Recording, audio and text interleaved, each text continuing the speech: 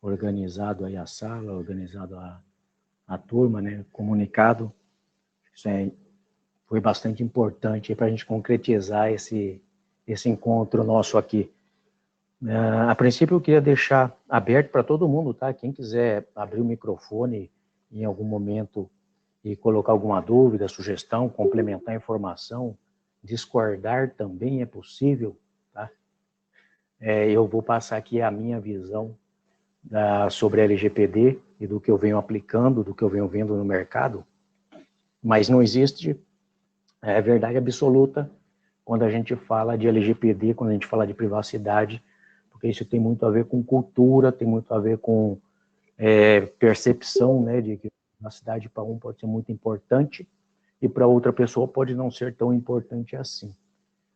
O bom é que com as leis de privacidade que estão aí mundo afora, está meio que nivelando o entendimento, principalmente para que as empresas possam fazer a aplicação dos controles da proteção de dados, colocando todo mundo no mesmo patamar, vamos dizer assim, né?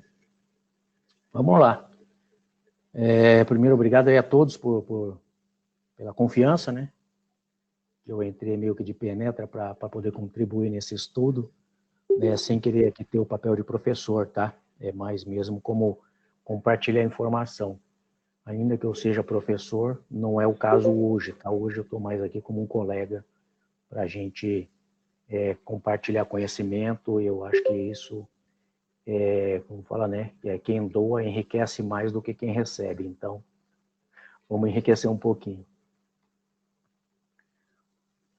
Primeiro, vamos falar do contexto global e financeiro da LGPD, né?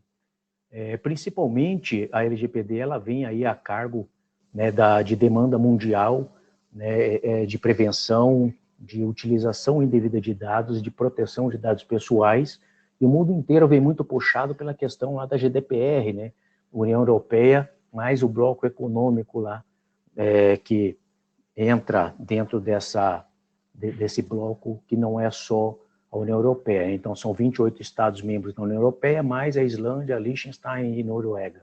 Tá? Só para a gente deixar bem claro que quando a gente fala da GDPR, a gente não está falando só de União Europeia. Isso é importante principalmente para quem trabalha em empresas internacionais ou que fornecem serviços e trata dados de pessoas que estão lá na União Europeia ou em um desses 3 países. A GDPR tem alcance extraterritorial, assim como a LGPD. A LGPD é uma lei brasileira com alcance extraterritorial, extranacional. Se tiver alguém fora do Brasil tratando dados de pessoas no Brasil, ou que foi coletado no Brasil, ou para oferecer serviço para quem está no Brasil, precisa obedecer a LGPD da mesma forma que nós, aqui no Brasil, para tratarmos dados pessoais de alguém que está dentro do escopo da GDPR, também devemos observar o que diz a lei, sob pena, inclusive, de receber as multas que tem a ver lá com a GDPR, ainda que a gente não tenha sede na União Europeia, tá? A extraterritorialidade não diz explicitamente sobre ter ou não sede ou filial nos países membros aí que cumprem o GDPR. A GDPR ela teve um impulso, vamos dizer assim, da União Europeia, porque já existia essa diretiva 9546, que foi escrita lá na década de 90, tá? Diretiva significava que quem quisesse aplicava, mas não era obrigatório, era uma orientação.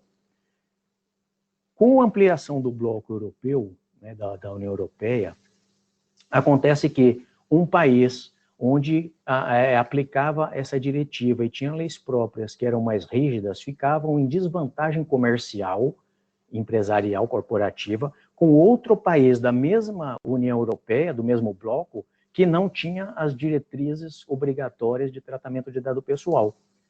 Ou seja, um país que estava investindo em privacidade, em proteção de dados pessoais mais rigidamente, acabava prejudicando as empresas desse país em detrimento do outro país, que tinha menos custos de gestão de dados pessoais, porque era mais aberto, não tinha muita regulamentação, portanto, dava vantagem para esse outro. Então, quando entra a GDPR, eles já tinham essa cultura, né? Se a gente buscar a cultura de privacidade na União Europeia, isso vem de muito longe, né? Napoleão Bonaparte foi o primeiro que criou um regulamento baseado lá em privacidade, mais direcionado, né, aos direitos humanos, mas já tratava essa questão de privacidade. Então, a gente tem um bloco, né, um continente, onde a privacidade já é tratada com mais seriedade há muito mais tempo, né? E se a gente olhar na parte mais regulamentada, desde 1990 já existe o regulamento, né, essa diretiva 9546, que tratava especificamente disso. Muito diferente aqui do nosso Brasil e de muitos outros países, tá? Que não tinham diretrizes e que não têm cultura. Até hoje, se você quiser saber da vida de alguém, pergunta. Se não quiser perguntar, entra no Facebook, no Instagram, que provavelmente lá terá muitas coisas que deveriam ser tratadas com privacidade, mas dado a nossa falta de cultura de privacidade, a gente acaba achando que não tem problema, né? Basta ir na farmácia, a pessoa fala assim, você pode passar seu CPF? A gente já passa o CPF, não sabe nem para quê, e a gente está passando o CPF. Sem contar que essa questão cultural nos coloca numa posição, que esse é o nosso papel, né, de quem está fazendo esse tipo de estudo, de quem trabalha com isso nas empresas, de promover também a cultura da privacidade. Porque nós temos na nossa cultura que quando a gente fala não, parece que nós somos rudes, rústicos, né, mas a gente consegue falar não com educação também. Então, na farmácia, no mercado, em qualquer lugar que pedir dado pessoal, normalmente a gente fica sem graça de dizer não. Não quero te passar o meu CPF ou entender por que você precisa do meu CPF. Né? Nós não temos essa cultura questionadora porque a gente não dá importância. Diferente de outros países, como Estados Unidos, né, que a gente, se alguém pede o número da assistência social dele lá, do cadastro social, é quase que uma ofensa, né, pedir um documento desse, um número de um documento desse. Aqui no Brasil, a gente tem essa cultura, então isso é meio que banalizado. Então a gente já tem aí um dificultador, né, de implantar cultura da privacidade e implantar os controles que a LGPD precisa. LGPD no mundo, então, a GDPR, ela não trouxe uma força de lei apenas lá para o bloco europeu, ela trouxe um nivelamento por cima em todo o mundo, com todo mundo, todos os países que acabam, de alguma forma, interagindo com o bloco, porque, em alguns casos, as empresas nem fecham contrato que tenha tratamento de dados pessoais com empresas que estão sediadas em países que não têm minimamente leis que se adequem ou que obriguem as empresas a se adequarem de forma a atender, né, os requisitos da GDPR. Na realidade, se fizer isso, ainda pode ser punido pelos órgãos reguladores, né, aqui nós teremos a Autoridade Nacional de Proteção de Dados, e lá eles têm a mesma coisa, tanto para o bloco europeu todo, quanto cada país também tem o seu.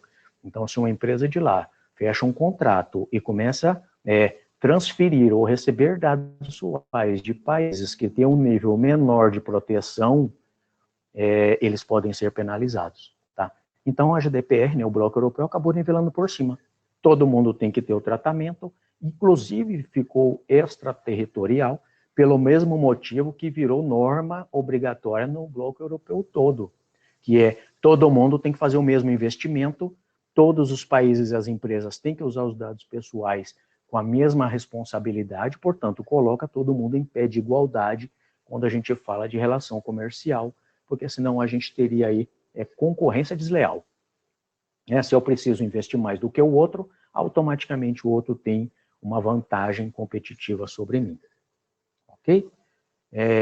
Leis de privacidade normalmente vêm para atender demandas da sociedade, né? Ninguém coloca uma lei ou sanciona uma lei, os legisladores não procuram passar leis, né, como a gente fala aqui no Brasil, se não for uma demanda da sociedade.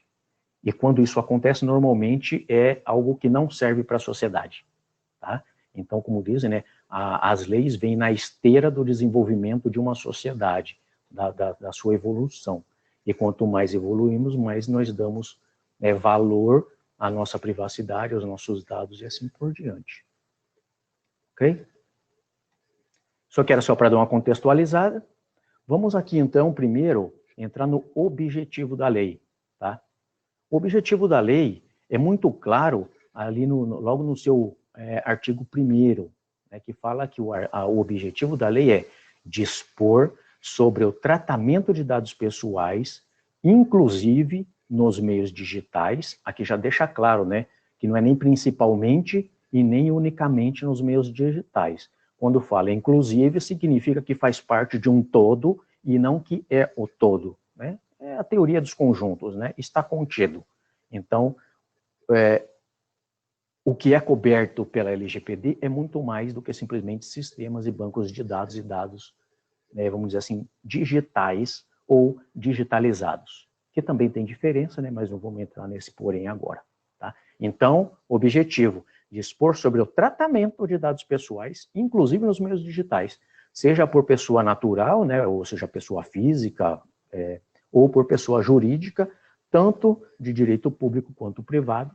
E aí vem o objetivo. Então, por que a lei está dispondo sobre tratamento de dados pessoais, inclusive no meio digital, para proteger os direitos fundamentais de liberdade e de privacidade, e também, né, ainda que não esteja em negrito ali, o livre desenvolvimento da personalidade da pessoa natural.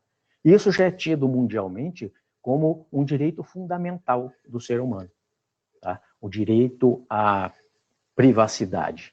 A nossa Constituição trata lá a parte da privacidade, mas ela tratava a privacidade mais no âmbito da intimidade da residência, da proteção das comunicações. Inclusive ali tem uma vírgula que dá um trabalho danado, né? Quando fala que das telecomunicações, no último caso, e aí continua ali, no último caso é só a parte de comunicação, ou no último caso seria em último caso, quando não tiver mais nenhuma outra solução, por exemplo, para uma investigação. Então ali tem algumas controvérsias, e aí o STF é que resolve, né? Para dar o fundamento do que significa aquilo. Mas, de qualquer forma, a gente vê que na Lei Geral de Proteção de Dados, não fala de segurança da informação, não fala de proteção de sistema, não está falando nesse sentido, né?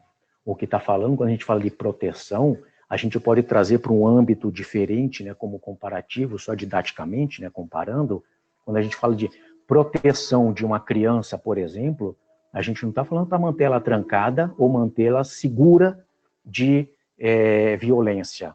Quando a gente fala de proteção de uma criança, a gente está falando da sua proteção alimentar, da sua proteção psicológica, da sua proteção no seu desenvolvimento intelecto-moral. Então, a proteção acaba ganhando um espectro, né, uma amplitude muito maior do que tentar traduzir proteção como segurança. Né? Nesse caso, a gente tem visto muitas empresas no mercado caindo na falácia, né, de vendedores de tecnologia que traduzem essa proteção de dados pessoais como se fosse uma proteção do dado em si. O que a lei diz não é proteger o dado, é proteger os direitos fundamentais. Então, o que eu faço para proteger o direito fundamental? Proteger o dado é uma das coisas, mas é tudo?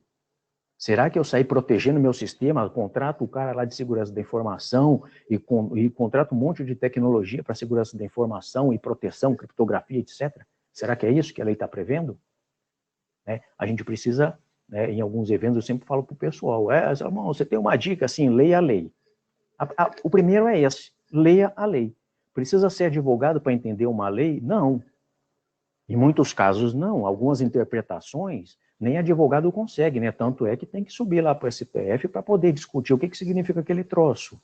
Mas, na maioria do que está escrito ali, a gente consegue entender, né? Claro que não todo mundo, né? Tem pessoas que são ignorantes no sentido estrito da palavra, né? Ignorantes de não saber, não ter uma bagagem para ter o entendimento, mas quem trabalha com segurança da informação, quem já fez uma graduação, está fazendo pós-graduação, que já trabalha com esse tipo de tema, precisa entender uma lei que é simples, né? Quando fala proteger os direitos fundamentais de liberdade, privacidade e do livre desenvolvimento da personalidade da pessoa natural, a gente tem que começar a procurar algumas coisas. Ué, o que é pessoa natural?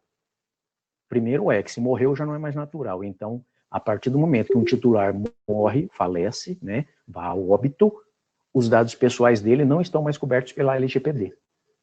Tá? Existem outras leis, tá, que protegem.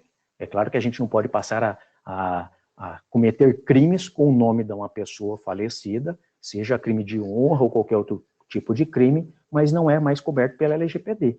Tá? Então, não cobre a LGPD, mas a gente tem outras leis que a gente precisa observar. Quando a gente fala em proteger direito fundamental de liberdade, a gente tem que buscar entender qual que é esse direito fundamental de liberdade, e o que é essa privacidade, o que é desenvolvimento da personalidade da pessoa natural. Algumas coisas que eu trouxe aqui. Primeiro, né, aí seguindo os nossos tópicos, né? Alguém tem alguma dúvida quanto a essa primeira parte que a gente passou aqui? Só esse pequeno artigo aqui, provavelmente a gente conseguiria escrever um livro sobre ele, né? Para mim, Muita discussão. tranquilo, Salomão, também explicativo. Ok. Mas que alguém tiver dúvida, fiquem à vontade. Seguindo lá a nossa pauta, vamos falar de alguns mitos, né? Mitos são aquilo que a gente, aquilo que a gente ouve por aí, e na realidade são falácias, são entendimentos duvidosos, e que se levado isso a cabo, né, se a gente toma isso como verdade, né, eu sempre falo que a verdade nos eleva e o que é falso nos atrasa. Então, mito, muitas vezes, e na maioria das vezes, são falácias de entendimento que a gente precisa tomar cuidado. Uma delas é, LGPD é sobre proteção de dados. Então, aplica-se segurança da informação. Não é verdade, como a gente acabou de falar, sobre ali os objetivos da lei e sobre o que essa lei versa, né? Ela trata do quê? Primeiro que proteger os direitos fundamentais de liberdade, de privacidade e o livre desenvolvimento da personalidade natural. O que vem a ser isso, né? Aqui eu só vou dar uma passada rápida. Liberdade de autodeterminação. Quando a gente fala lá do consentimento, que está dentro da lei, a lei traz esse conceito da autodeterminação informativa. É assim, eu determino quem pode ter acesso, quem pode usar os meus dados pessoais e dados da minha privacidade, etc., e sob qual pretexto, para qual motivo. Então, eu tenho essa prerrogativa dessa autodeterminação e autodeterminação informativa. Isso está na lei.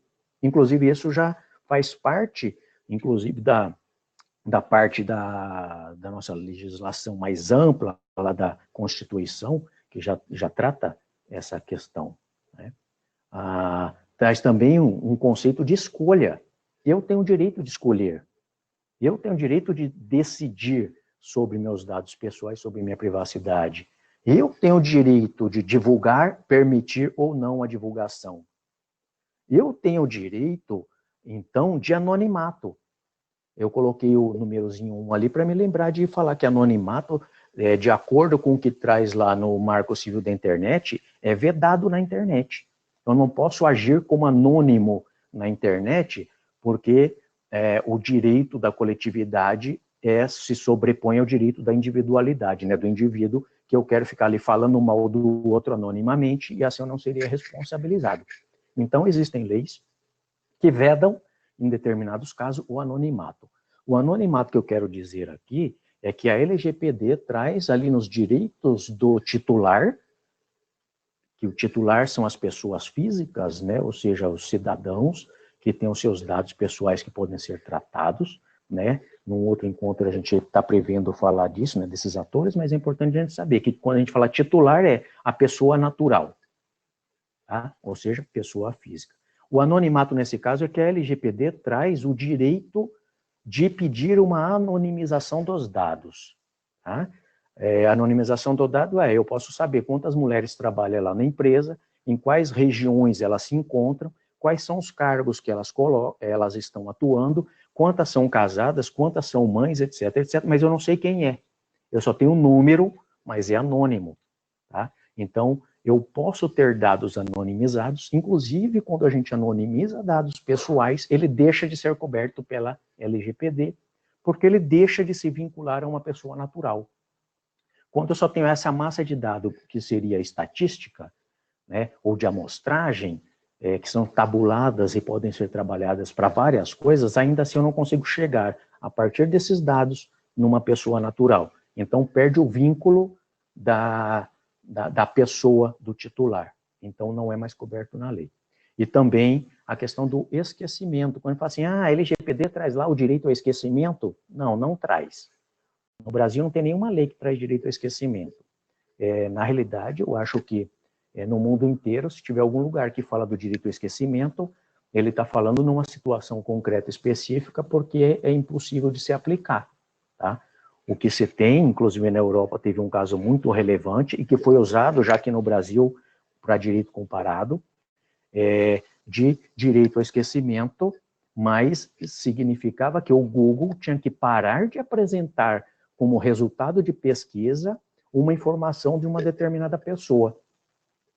Quer dizer que ele foi esquecido? Não. Lá na fonte onde está o dado, continua lá, porque não pode tirar, né? Se é uma notícia, por exemplo, porque isso seria censura.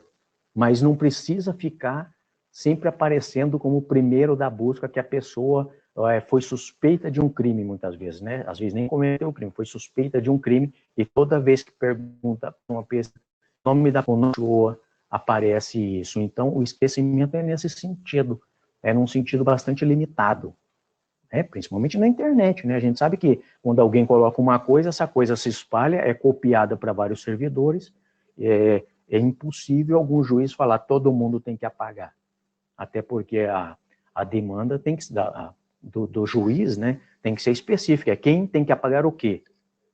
Portanto, ele não conseguiria abranger o todo mundo tem que apagar aquele dado específico. Okay? Então, direito ao esquecimento, a gente tem que ter claramente que ele não existe na LGPD. O que eu coloquei aqui como direito ao esquecimento se eu tive algum dia uma relação com uma empresa, a partir do momento que se essa relação, eu posso pedir para que eles excluam meus dados pessoais de sua base de dados. Isso eu poderia dizer, me esquece, né? Me deixa seguir meu rumo, eu não quero mais que você trate meus dados. Mas não necessariamente isso é um direito ao esquecimento, é só um direito de pedir a remoção dos dados lá da base da empresa. Ok? Inclusive, a gente vai ver um pouco mais adiante esse direito do titular, né? Provavelmente não hoje, mas a gente consegue falar um pouco disso, porque existem alguns critérios. Não é porque eu tenho o direito de pedir para que apague meus dados que eles serão apagados. Tá? Existem outros direitos e outros deveres que vão precisar ser analisados. Inclusive, tudo que nós falarmos aqui hoje, e inclusive sempre que a gente falar de LGPD e de alguma lei que a gente vai aplicar na empresa, por exemplo, ou ajudar alguém a aplicar, a gente precisa se colocar em duas posições. Uma das posições é eu como cidadão titular de dado, uma pessoa natural.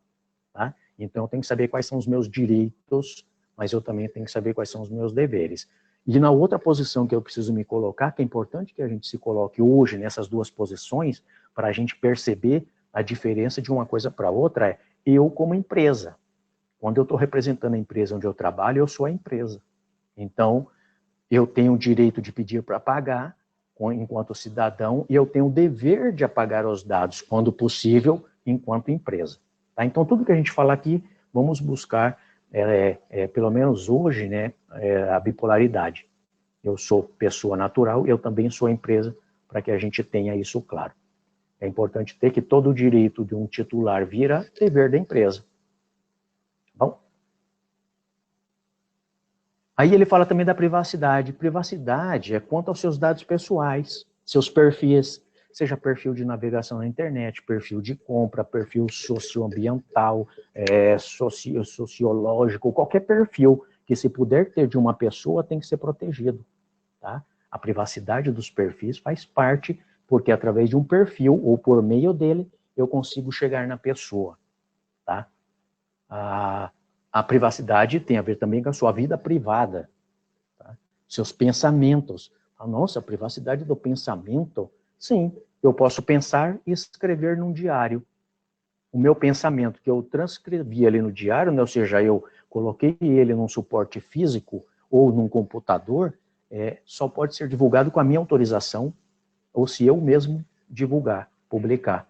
Do contrário, por melhor que seja a intenção, ninguém tem o direito de publicar o pensamento do outro.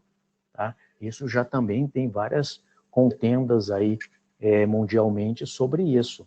Às vezes acha a carta de alguém e publica, não pode publicar a carta do outro, porque aquilo é uma livre manifestação do pensamento, e isso tem a ver com a privacidade do pensamento. Então, para publicar o pensamento de alguém precisa ser autorizado. E tantas outras coisas que cabem nesse tema privacidade. Okay? Livre pensamento. Livre pensamento é não ser induzido a pensar de determinada forma.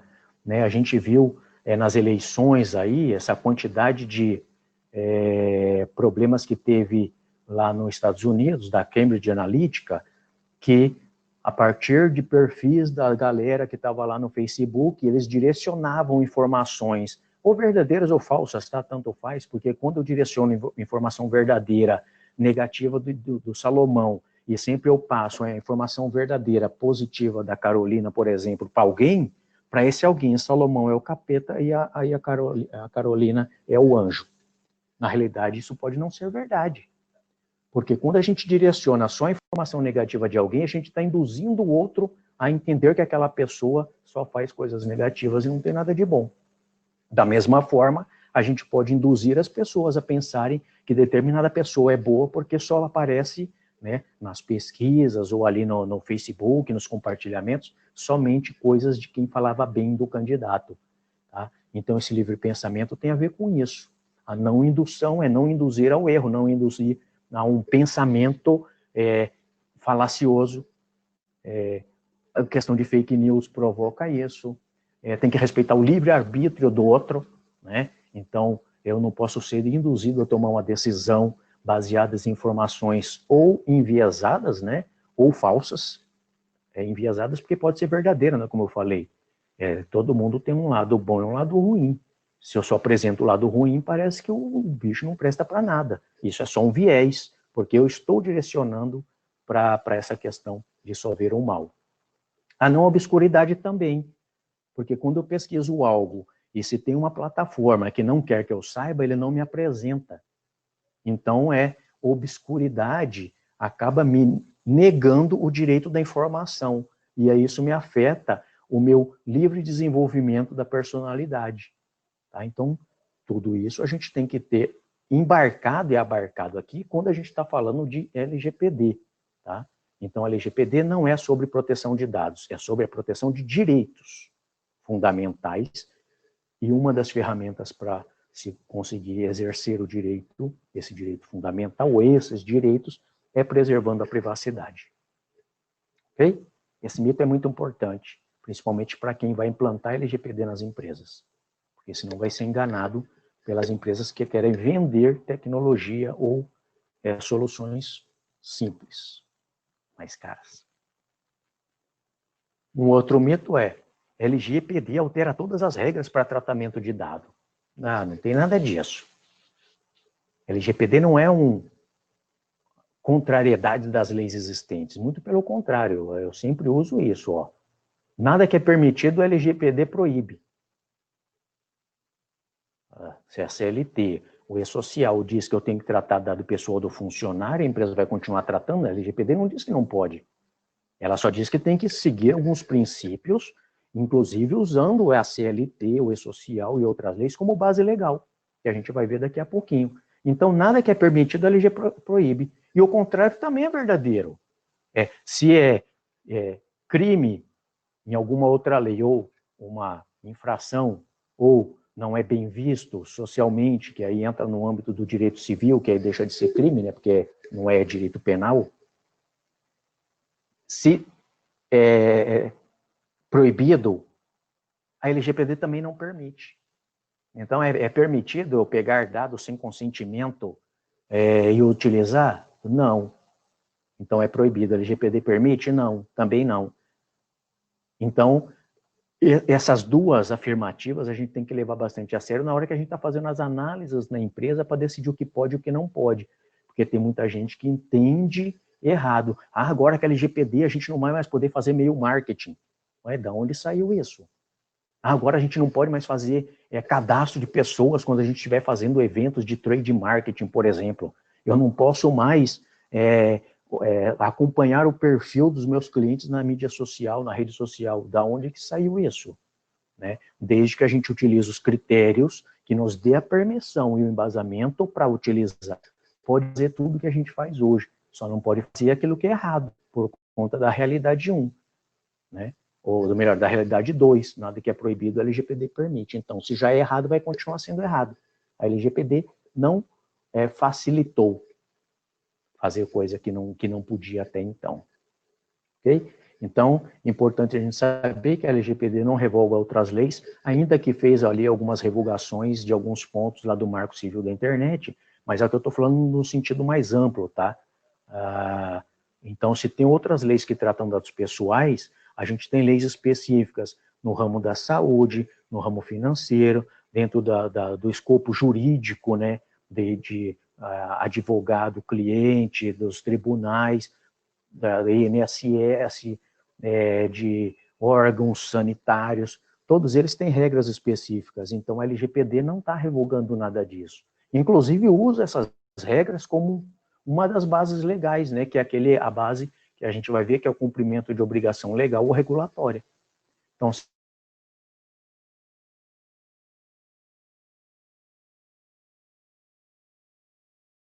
existe uma lei que me permite usar o dado pessoal, legal, né? Eu vou falando aqui, se ninguém pedir para parar, eu vou continuando, tá bom? Mais um mito. Qualquer coisa, usamos o interesse legítimo, né? Que tem uma base legal que chama interesse legítimo da empresa. Bastante calma nessa hora. Primeiro que ela tem aplicação limitada a casos específicos, concretos e registrados. A lei diz isso, tá? Que é somente para casos concretos. Então a gente tem que analisar se para aquele caso concreto eu posso usar o legítimo interesse, e aí eu tenho que registrar esse caso concreto, inclusive, né, fazendo uma análise de risco da privacidade, como está aqui embaixo, que eu vou apresentar. Ou outra realidade de usar essa base legal como se basta eu achar que eu tenho interesse nisso e eu posso usar, é que é subjetivo. Eu posso achar que é um legítimo interesse meu ou do titular, ou os fiscais lá da NPD, ou mesmo o titular, não entender que esse legítimo interesse seja verdadeiro. Portanto, traz riscos, né, de entendimento diverso em caso de oposição. E se o outro entender que não é verdade, dentro de uma demanda, a empresa pode ser penalizada porque não fez uma análise bem detalhada do balanceamento entre o interesse legítimo da empresa e os direitos ali do titular. Tá? Inclusive no item que fala sobre isso, fala que eu posso usar por legítimo interesse desde que, num caso concreto, etc., feita análise de risco e que não infrinja nenhum direito, não vá contra algum direito do titular. Tá? O que eu coloco embaixo aqui é uma base fraca.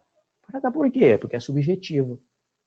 E além disso, aumenta os custos com controles. Por que aumenta o custo? Eu tenho que criar um business case, né, que seria ali um caso, para eu poder registrar o caso concreto, por que eu estou usando aquele dado pessoal, então tem que ser para um caso específico e tem que estar registrado. E está na lei que a NPD pode pedir um documento que se chama a Relatório de Impacto à Proteção de Dados Pessoais, que está aí no quarto tópico, né?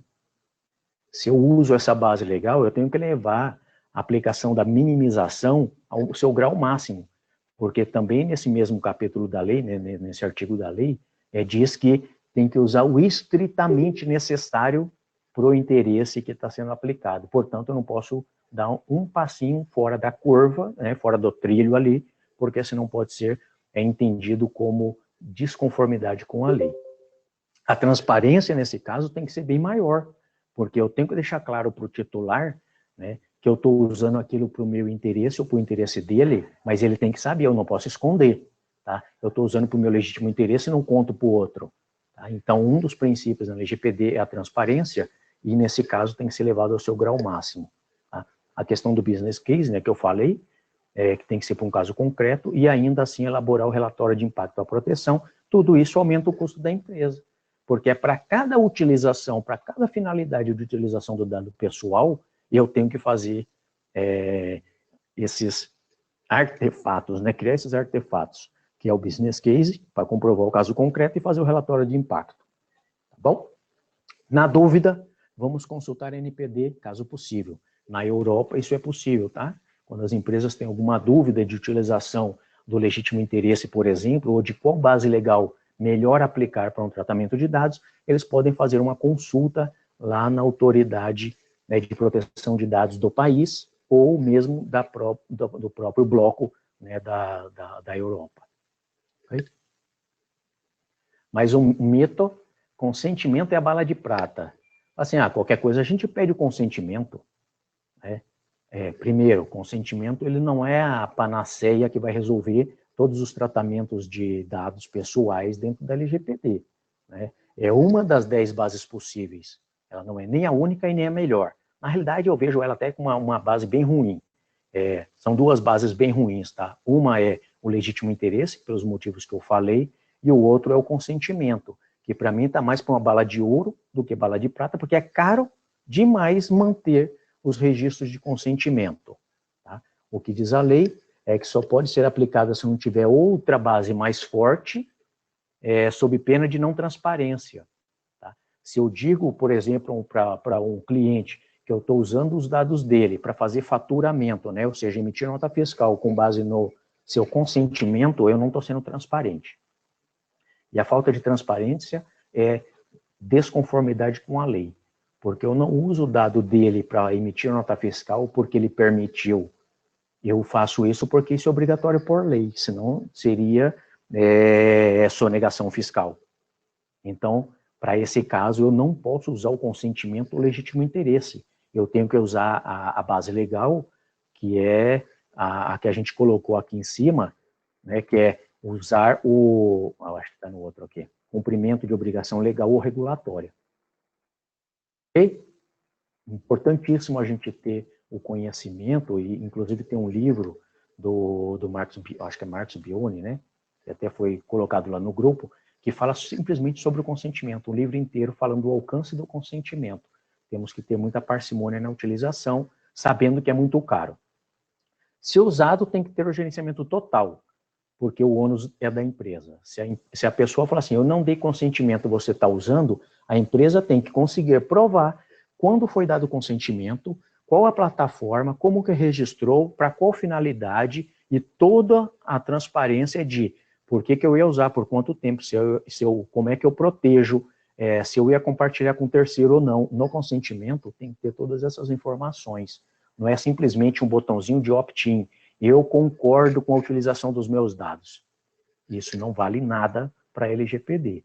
Tem que ser eu concordo com a utilização dos meus dados pessoais para finalidade específica tal, que serão tratados dessa forma. Se tiver compartilhamento, tem que dizer com quem vai compartilhar. Se tiver temporalidade, tem que dizer por quanto tempo. Tudo isso tem que estar claro dentro do consentimento.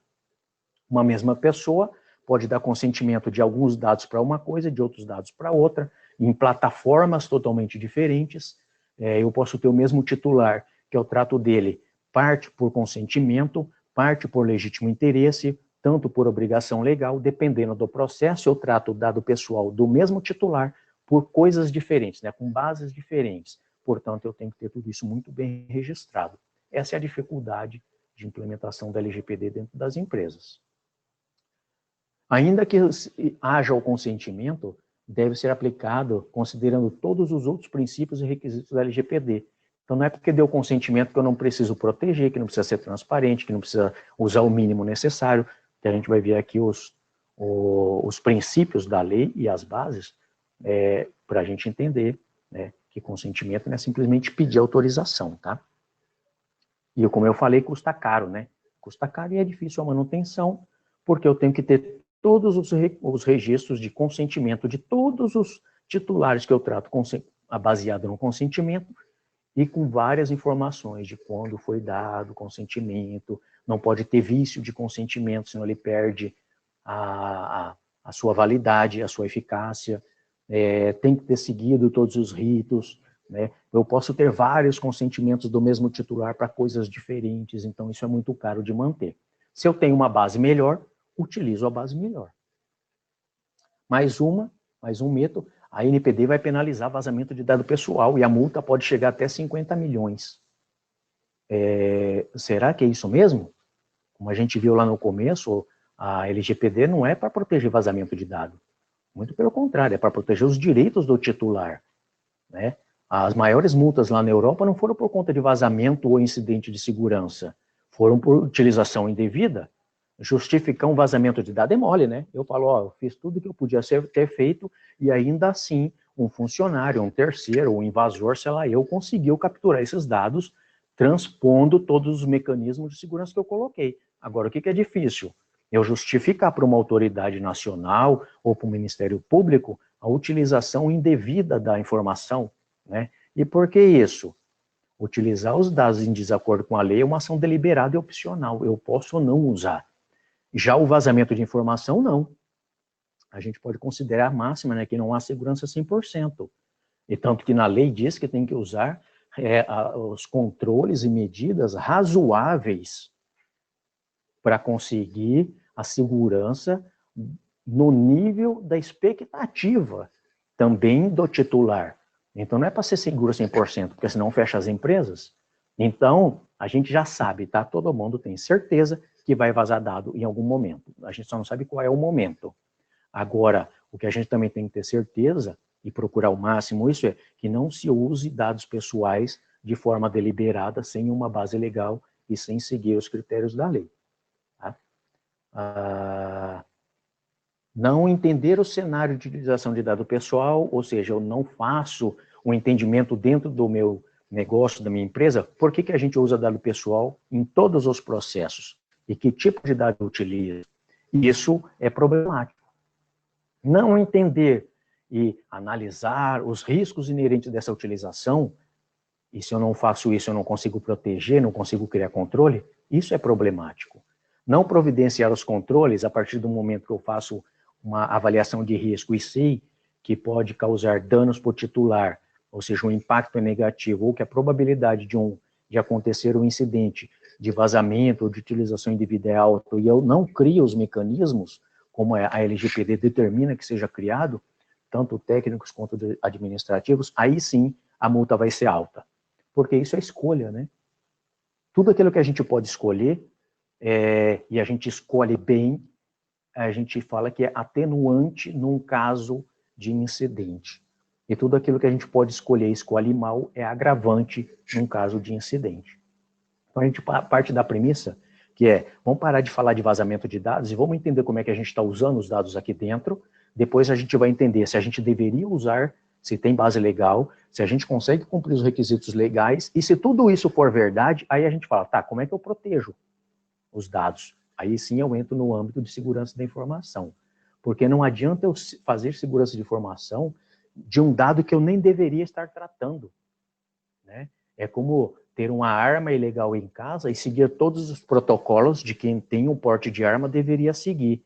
Aí chega a polícia e fala que eu estou com um porte ilegal de arma, eu falo, não, mas ela estava dentro de um cofre, estava descarregada, não oferecia perigo. Tá, mas você já está com a arma ilegal. Então, tanto faz se você protegeu de acordo com a proteção esperada de uma arma. O caso de dados é a mesma coisa. Se eu estou tratando um dado irregularmente, não importa se ele está protegido e que não teve nenhum incidente de segurança da informação. O incidente já é a utilização indevida, e essa sim é opcional e deliberada. Tá? Então, as maiores multas, mundialmente, são por conta da utilização indevida e não por conta de incidente. Mais criptografia resolve quase tudo, né? As pessoas querem vender criptografia de banco de dados. Aí eu falo, tá, mas o meu sistema, para todos os usuários da empresa acessar o banco de dados, eles têm que ter a chave do banco, não tem? Tem.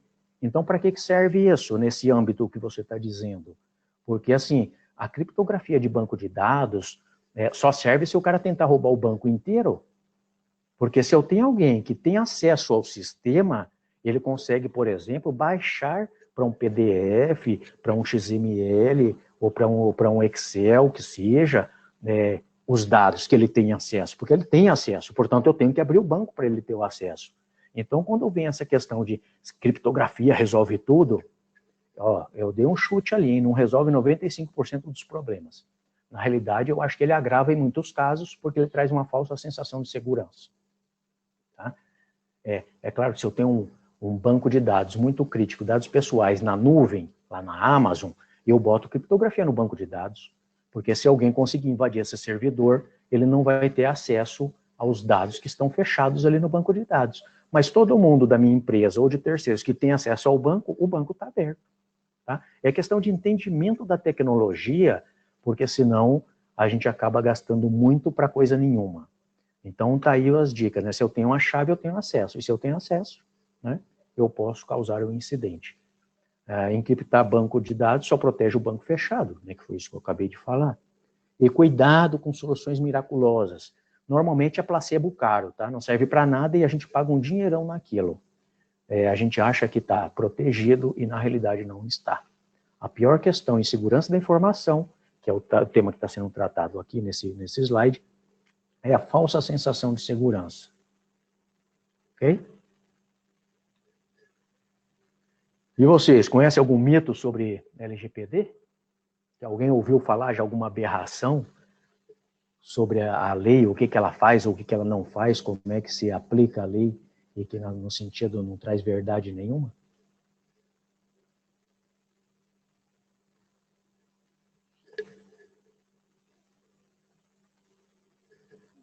Não? Então eu sigo. Se alguém tiver algum, depois pode mandar lá no grupo, tá? No nosso WhatsApp, que a gente compartilha, e se for o caso a gente até passa a usar. Eu coloquei alguns aqui só, tá? Porque o nosso tempo é curto, senão a gente não chega nos finalmente.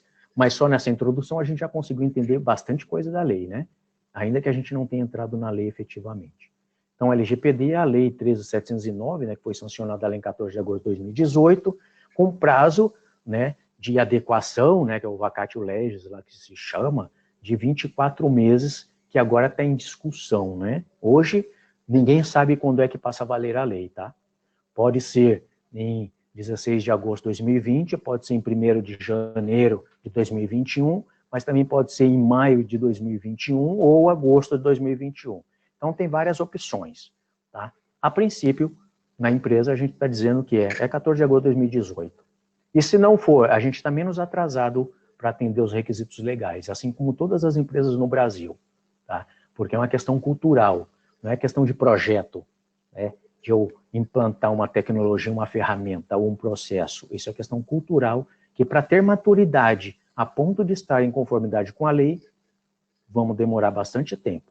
E a gente espera que a NPD entenda isso, né? Okay? Importante para quando a gente vai tratar de LGPD é saber o que é dado pessoal. Porque a lei fala bastante de dados pessoais, né? Proteger os dados pessoais com o objetivo de proteger aqueles direitos fundamentais que a gente já viu. Então, segundo a LGPD, dados pessoais são aqueles relacionados a uma pessoa natural, identificada ou identificável. Aqui complica tudo, viu? Porque a identificada é uma identificação direta. Então, se falar Salomão de Oliveira, é uma identificação direta minha? Não. Existem centenas de Salomão de Oliveira, talvez, no Brasil ou no mundo. Tá? Então, não é direto. Mas se pegar o meu CPF, é direto. Tá? Se eu falar Salomão de Oliveira, que trabalha lá na empresa que eu trabalho, é uma identificação direta, porque correlaciona um dado pessoal com um dado, né, de contexto, portanto, consegue chegar até mim. Então, isso a gente fala que é da parte ali do identificável, e não identificada. E quando a gente fala de identificável, serve qualquer coisa. Tá? Hoje eu estou com uma camisa cinza. Se falar a pessoa de camisa cinza daquela sala roubou, e você olhava na sala inteira, e só tiver uma pessoa de camisa cinza, você identificou a pessoa. Portanto, a cor da camisa, nesse contexto, é um dado pessoal. Então, quando a gente está falando de LGPD, a gente tem que entender o contexto onde estão os dados pessoais dessa pessoa, e não simplesmente os dados direto. Mas lembra que a gente falou de perfil? Então, engloba tudo isso. A identificação de maneira direta ou indireta indica que os dados se enquadram na definição de dado pessoal, né? Então, A gente tem os diretos, né, que é CPF, o endereço não é direto, tá? Porque mora mais de uma pessoa aqui na minha casa. Então, se falar da pessoa que mora aqui no meu endereço, não é direto, mas se falar o homem que mora naquela casa, chegou até mim, porque só tem eu aqui, tá? Dados de localização e geolocalização, identificadores eletrônicos, hábitos de consumo, de navegação, preferências, dentre tantos outros dados. Por isso que a lei ela é muito abrangente. Então, nós temos que tomar muito cuidado. Quando a gente coloca dados dentro de um contexto, a gente tem que analisar. Se eu consigo chegar em alguém a partir desses dados, ainda que não tenha nenhum dado relacionado diretamente à pessoa, eu tenho que tratar no âmbito da LGPD. E aí a lei traz uma subdivisão de dados pessoais, que é dado pessoal sensível, né, que está lá no artigo 5º, no item 2. Então, são todos aqueles dados que normalmente, né, podem trazer maior risco para o titular, ou impacto na vida do titular, caso utilizado de maneira indevida. Tá? A gente fala, né, lá na Bahia, deve falar, é se avexar a pessoa, né? É se constranger, se trouxer algum risco, né, de discriminação, por exemplo, são dados pessoais sensíveis, estão bem categorizados dentro da LGPD, tá? Então, fala de filiação à organização de caráter religioso, filosófico ou político. Então, saber que o funcionário torce para o Corinthians é dado pessoal sensível. Se ele torcer para o São Paulo, para o Palmeiras, também, tá? É que o Palmeiras, além de não ter mundial, mas continua igual, tá? Também é dado sensível, não tem problema. Mas a gente tem que saber por que eu estou perguntando o time de futebol do funcionário ou do cliente. Porque se não existe dentro do processo uma necessidade, e aí tem que ser uma necessidade inadiável ou inegociável, não teria jeito de eu atender. Imagina o seguinte, eu trabalho vendendo ingressos de time, de jogos de futebol. Eu tenho que saber o time do cara, porque senão como é que eu vendo o ingresso, ofereço o ingresso para quando tem o jogo dele? Nesse caso é necessário, tá? Extremamente necessário ou estritamente necessário. Para uma empresa pode ter casos que seja necessário. Por exemplo, para um cartão fidelidade que tem como premiação levar os clientes a estádios de futebol, ou premiar com a camisa do time, etc. Mas fora isso, né, tudo que a gente tem de caráter religioso, político, filosófico, é dado pessoal sensível. Também origem racial e étnica, filiação sindical, questões religiosas, dados genéticos ou biométricos. A biometria é utilizada hoje em larga escala, né? Existem grandes discussões a respeito de foto. Foto é dado biométrico, né? Já tem sistemas que conseguem autenticar uma pessoa num sistema de biometria a partir de uma foto, e dependendo da manipulação. Dados referentes à saúde ou vida sexual, é dado sensível, opiniões políticas, e veja que é só opinião política, tá? Não está falando que é filiação a partido. A própria opinião política já é tratado como dado pessoal sensível dentro da LGPD. E aí a gente tem que saber que esses dados têm que ser tratados diferentemente. Dentro de uma empresa, todas as áreas tratam dados pessoais, né? E a lei vale para todas as empresas, de qualquer tamanho, porte, etc. Então, a gente vai ter que entender, dentro de cada área da empresa, para que é usado o dado pessoal. Então, não é no âmbito corporativo, é no âmbito do processo. Em alguns casos, no âmbito da atividade. Tá? Se precisa ou não, naquela atividade, usar o dado pessoal. Porque se não precisa, aquela pessoa não deveria ter acesso. Então, a lei apresenta os princípios que vão nortear o tratamento de dados pessoais e também apresenta as bases legais, né, que ele chama lá de hipóteses legais. Os princípios, a gente tem que cumprir todos, e as bases legais, pelo menos uma. Tá? E como eu falei, a gente tem que escolher a mais forte. Vamos lá, princípios. Boa-fé e, lá no artigo 6 fala isso, tá? Desculpa. No artigo 6 fala que para tratar dos pessoais, precisa, além da boa-fé, a finalidade, né, que é ter um propósito legítimo. Só um minuto, deixa eu pegar uma água aqui.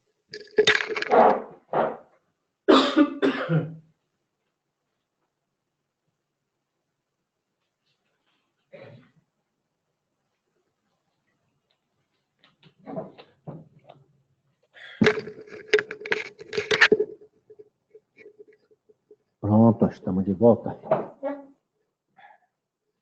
Então, a lei fala que, além da boa-fé, temos que cumprir ou atender aos princípios para tratamento de dados. Está lá no artigo 6º. Primeira finalidade. Então, tem que ter um propósito legítimo, específico, explícito e informado.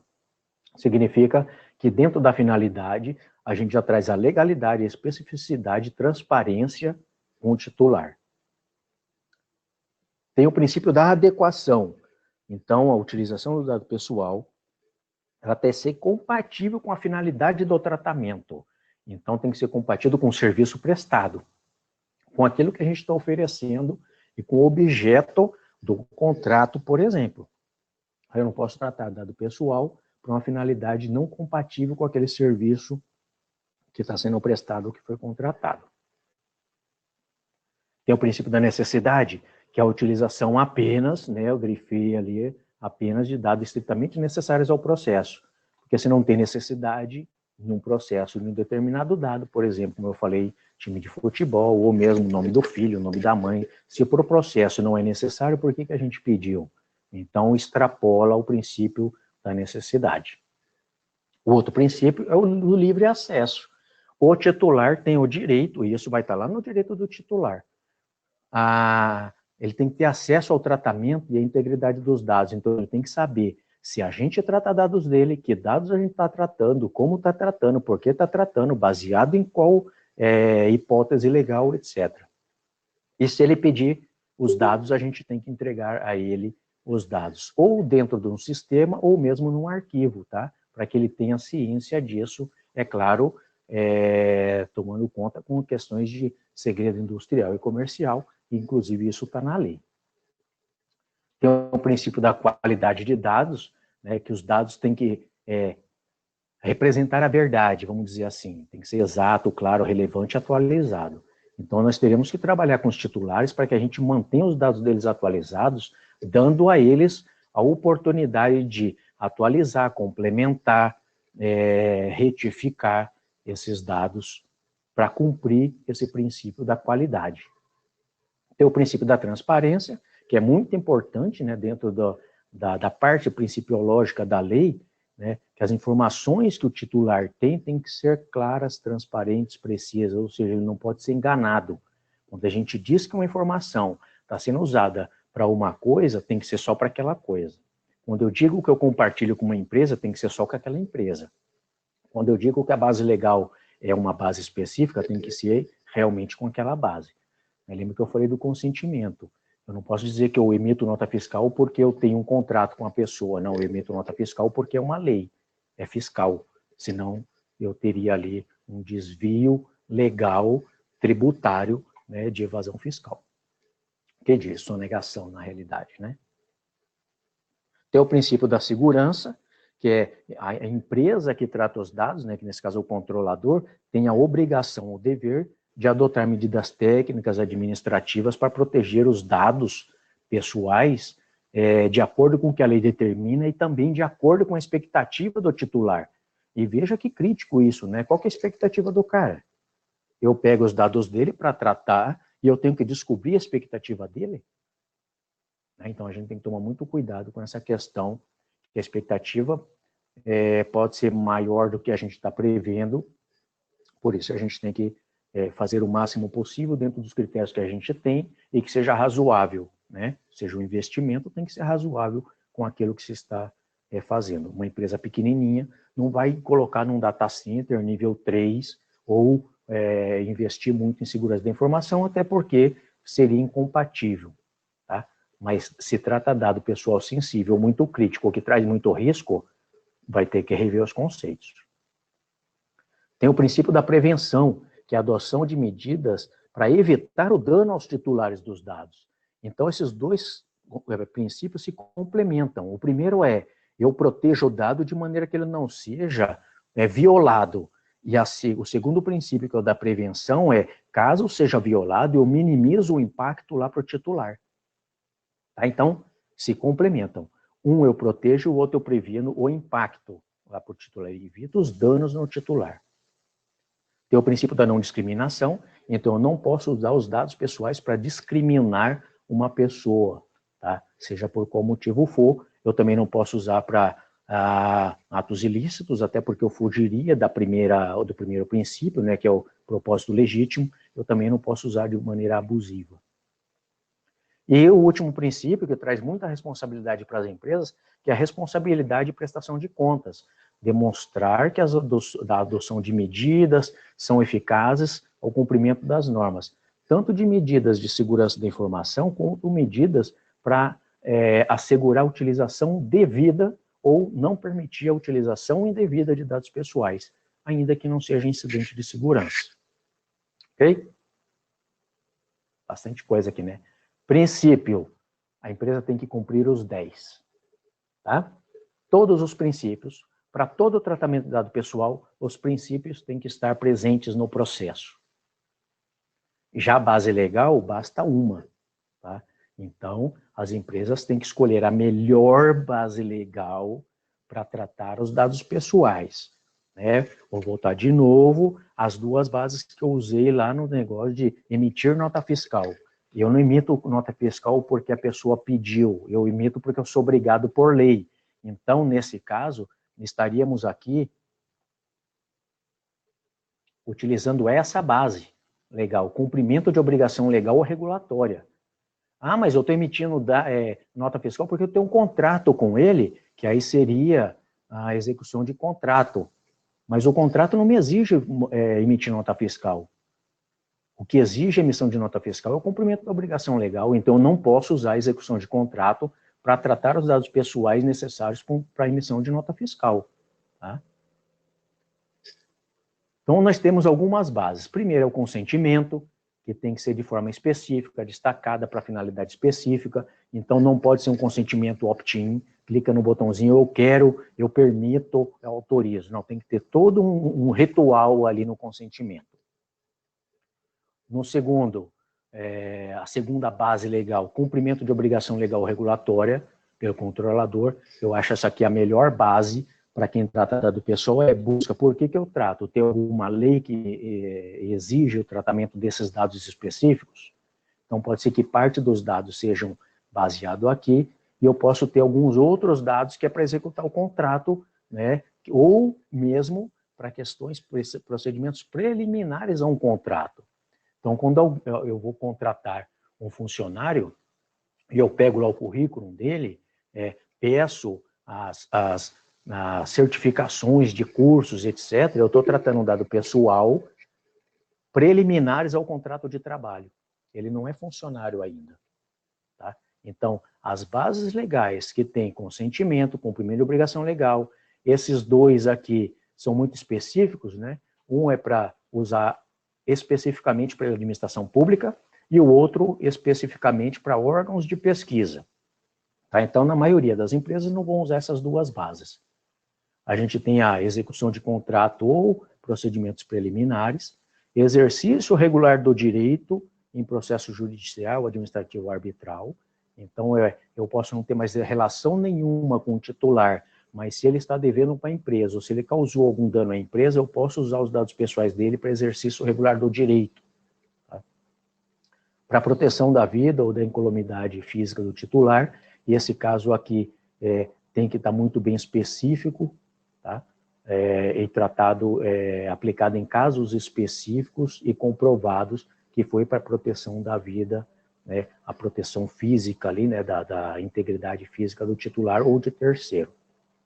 Tem uma outra base, que é para tutela da saúde. Aqui tem que ser especificamente do jeito que está na lei, para procedimento realizado por profissionais da área de saúde ou por entidades sanitárias. Então, não é qualquer um que pode usar essa base para tutela de saúde. Tem que ser profissionais ligados, né, a esse serviço da saúde. O nono seria quando necessário para os legítimos interesses do controlador ou de terceiro, consideradas a partir de situações concretas. Lembra que a gente falou de situação concreta? Eu não posso usar para qualquer coisa, eu tenho que registrar em que situação, por que eu uso essa base, por que eu não uso outra e qual que é o meu legítimo interesse. E por último, para a proteção do crédito, né, que essa aqui entrou lá pelas bordas, por conta das empresas, né, os birôs de crédito de dados, que auxiliam as empresas. Aqui eu pus um quiz aqui só para a gente praticar. Então, se eu tenho um dado de cliente que eu vou usar num contrato de vendas, e eu estou também fazendo um compartilhamento com um birô de crédito, que base legal que eu usaria? A gente pode usar algumas, tá? Primeiro, se o contrato é de venda, eu vou ter que emitir nota fiscal, eu posso usar esse.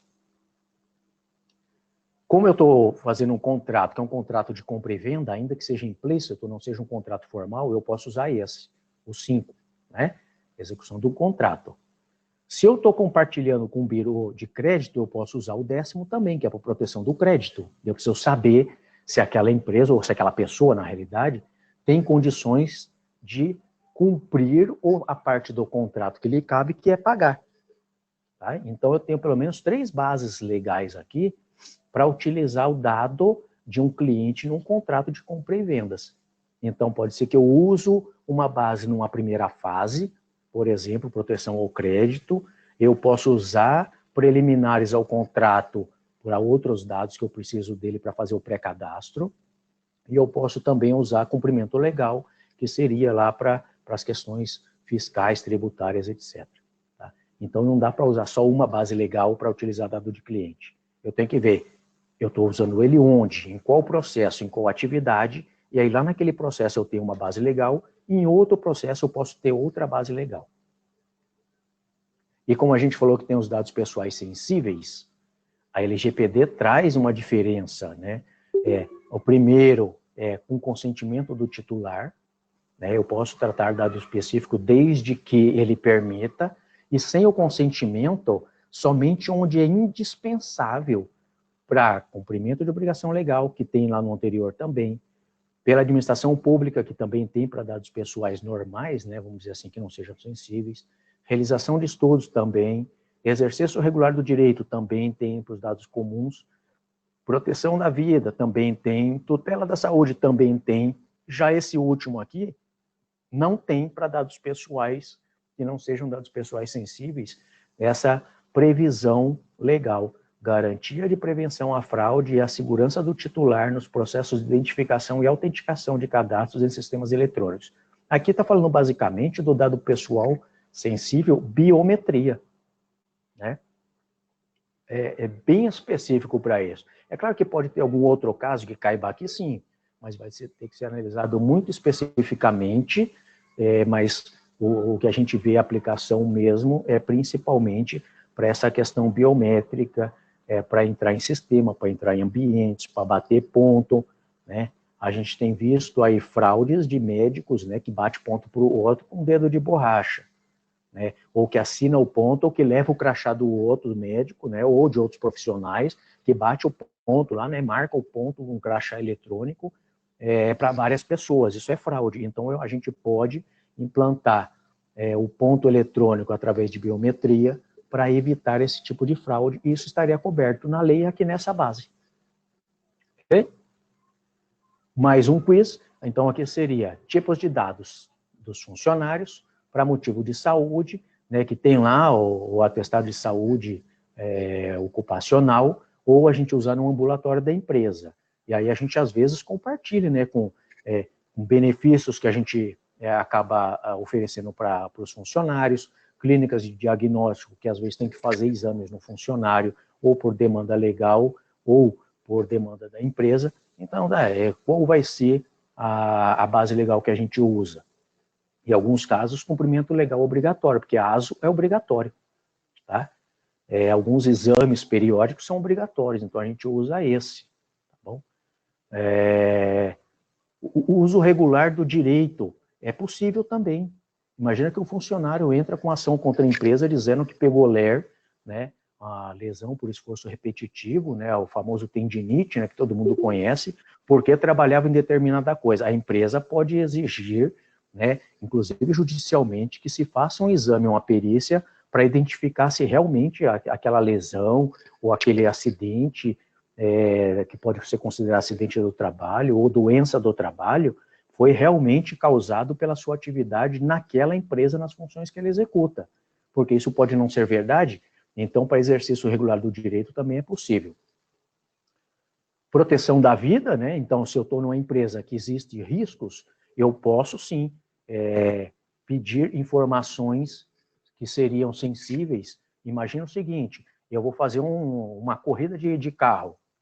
Eles podem exigir que eu diga se eu sou alérgico a algum medicamento e qual é o meu tipo sanguíneo, para caso eu sofra algum acidente, eles possam me atender de maneira mais rápida para proteger a minha própria vida, num caso de transfusão de sangue ou no caso de aplicação de um remédio que eu não seja alérgico. Portanto, eu posso usar. Tá?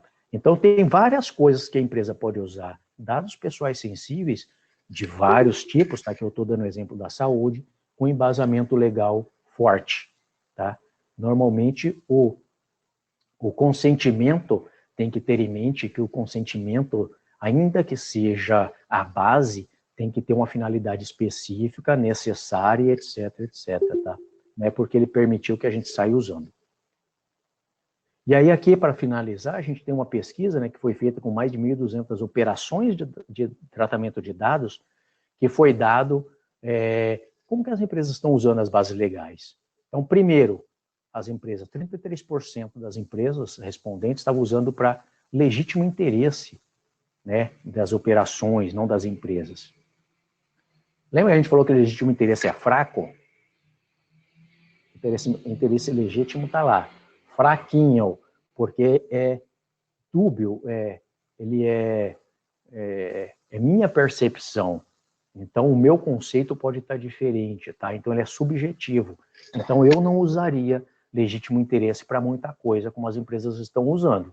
Existem bases bem melhores, né, que é muito mais simples de justificar e muito menos custoso de manter do que legítimo interesse. Execução de contrato está em segundo.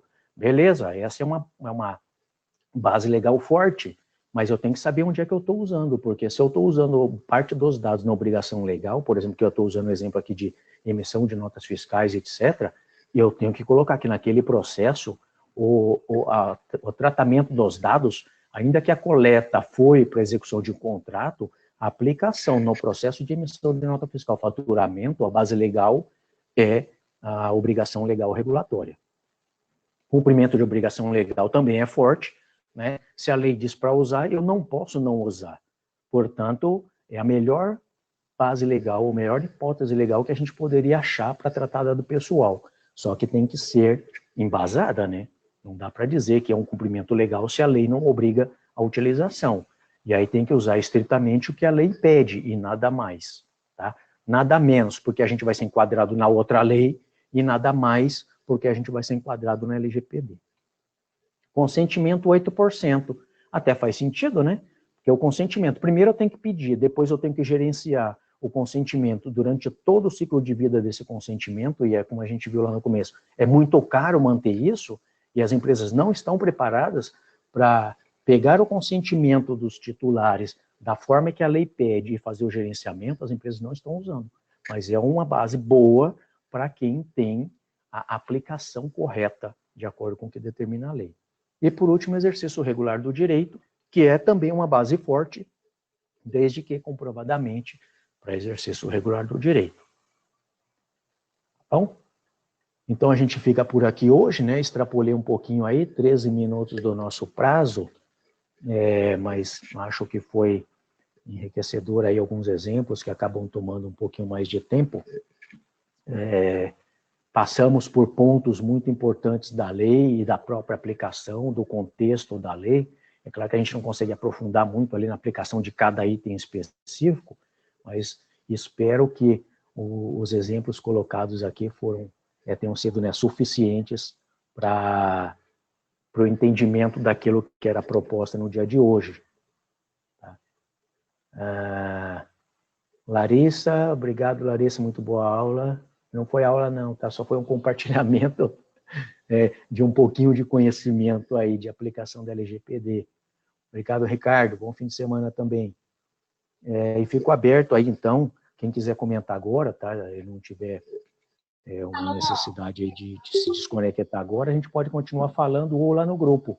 Salomão, Oi, Carol. eu gostaria de pontuar uma coisa. Primeiramente, parabéns, a palestra ela foi muito clara e muito didática para quem está assistindo, muito gostoso de prestar atenção e se manter focado. Será legal. Se você não souber responder agora, talvez a gente até possa debater depois no grupo, se o assunto for pertinente, senão a gente deixa de escanteio. Mas o que tem me preocupado Ok. muito é a questão, a grande quantidade de aplicativos que usam a nossa localização para compartilhar com outras pessoas sem a nossa autorização. Por exemplo, tem aplicativos que mostra, você baixa, assim, ó, tal pessoa está em tal local, em tal momento. Isso se enquadraria como um dado pessoal? Eu não sei se se Sim, enquadraria. sim, esse é um dado pessoal indireto. Lembra que a gente falou que tem um dado pessoal, que tem aquele que identifica diretamente uma pessoa e tem aquele dado pessoal que identifica indiretamente. Geolocalização é considerado dado pessoal. Inclusive, no Brasil, a gente tem uma pendenga aí na lei, lá com a Vivo, né, e o Ministério Público, lá da Distrito Federal e Região, e Territórios, né, que eles chamam, de que a Vivo tem um serviço chamado Vivo Ads. E esse Vivo Ads, ele pega a geolocalização das pessoas e aí ele não vende a geolocalização, tá? Mas ele vende propaganda baseada na localização. Então se eu sou de São Paulo e eu cheguei em Brasília, só como exemplo, quando eu chego em Brasília, o Vivo Ads me oferece um hotel em Brasília, um restaurante em Brasília, porque quem está pagando é o hotel, o dono do restaurante, ele pode me oferecer coisas em Brasília. Mas qual é a expectativa de quem contrata uma linha telefônica de uma operadora de telefonia de receber propagandas de coisas que estão totalmente desconectadas com o objetivo do contrato? Então, essa pendenga ainda está porque a Vivo ela se defende dizendo que ela não compartilha os dados com as empresas, ela simplesmente oferece. Mas a discussão eu tenho a expectativa de receber isso? Será que eu gostaria de receber isso? Isso não está invadindo a minha privacidade? Se eu cheguei em Brasília, por que tem que me oferecer um hotel? O que tem um hotel a ver com linha telefônica? Então, dentro das letrinhas miúdas do contrato, às vezes a gente assina um contrato e lá está escrito que a gente permite esse tipo de serviço. Só que, pela LGPD, o consentimento, ainda que fazendo parte de um contrato, ele tem que estar destacado. Então eu assino o contrato e eu tenho que assinar também o consentimento para utilizar os meus dados para uma finalidade diferente do objeto principal do contrato, que seria o caso. Foi invocada a própria LGPD, né? Ainda que ainda não esteja valendo, o Ministério Público já está usando, o STF usou a LGPD para essa questão que o governo tinha pedido para as operadoras compartilharem dado pessoal, inclusive a geolocalização, com o IBGE, como não conseguiram comprovar para que seria aquilo, que num caso de pandemia, por exemplo, se fosse bem fundamentado, seria permitido. Mas primeiro que não conseguiu fundamentar, não conseguiu dizer para que exatamente seriam utilizados aqueles dados. Portanto, o STF também usou a LGPD como um argumento, não como a base principal, porque existem outras bases, como um argumento para não permitir esse compartilhamento. Tá? Então, sim, geolocalização é dado pessoal, assim como os cookies que tem no computador, os seus perfis de compra, perfil de navegação e assim por diante. Muito, muito, muito bom. O Douglas, ele não está conseguindo perguntar para todos, inclusive para você, e eu vou repassar a dúvida dele. Ele diz o seguinte, e referente ao termo de aceite, como que ele é visto? Essa também era a minha próxima dúvida. Muito bom pontuado. Muito bem pontuado. O termo de aceite, na realidade, ele é um consentimento, né? Se eu estou aceitando algo, eu estou consentindo que esse algo seja utilizado para alguma coisa. Eu vou entender o termo de aceite como o consentimento, tá? A gente precisa passar, a partir de então, usar a terminologia correta, tá? Então, se eu tenho um termo de aceite, mas não pode ser genérico, o que diz a LGPD é o consentimento ele tem que ser específico, com a finalidade específica, ele tem que ser auto-informado e não pode ter vício.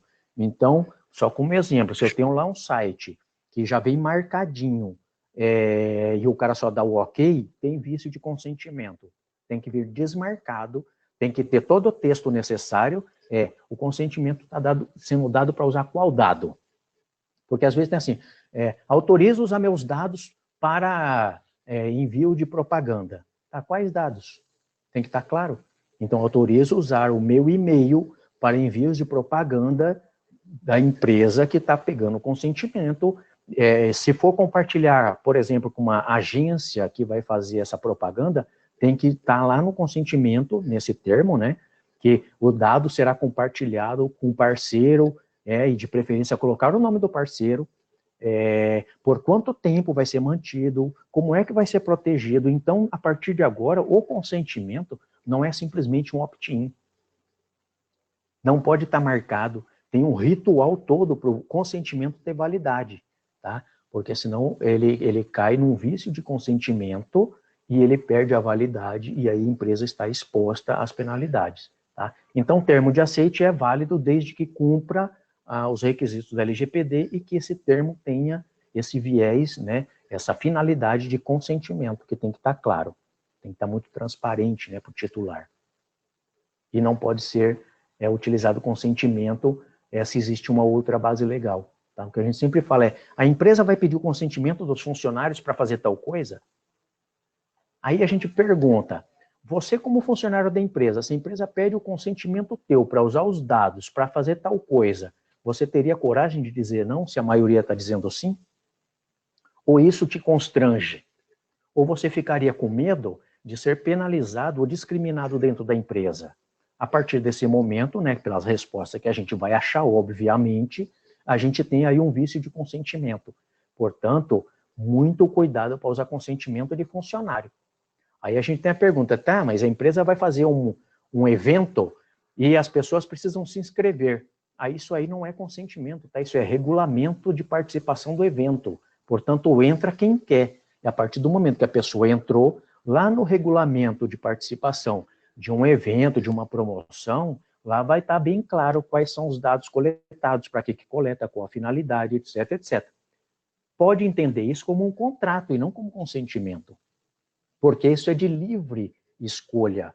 Portanto, o funcionário participa de uma promoção ou de um evento, que não é obrigatório para todo mundo, se ele quiser. E se ele não fizer, não tem que ter penalização na empresa, etc. Tá? Muito cuidado com o sentimento de funcionário. Muito obrigada, viu, Salomão? Deus abençoe. Eu não tenho mais nada a perguntar e só tenho a agradecer. É isso, já abençoou. Só de estar aqui. Alguém mais tem alguma dúvida, algum mistério, alguma crítica, curiosidade que seja, se eu puder ajudar? Estou vendo que a gente ainda tem 13 pessoas aqui no grupo.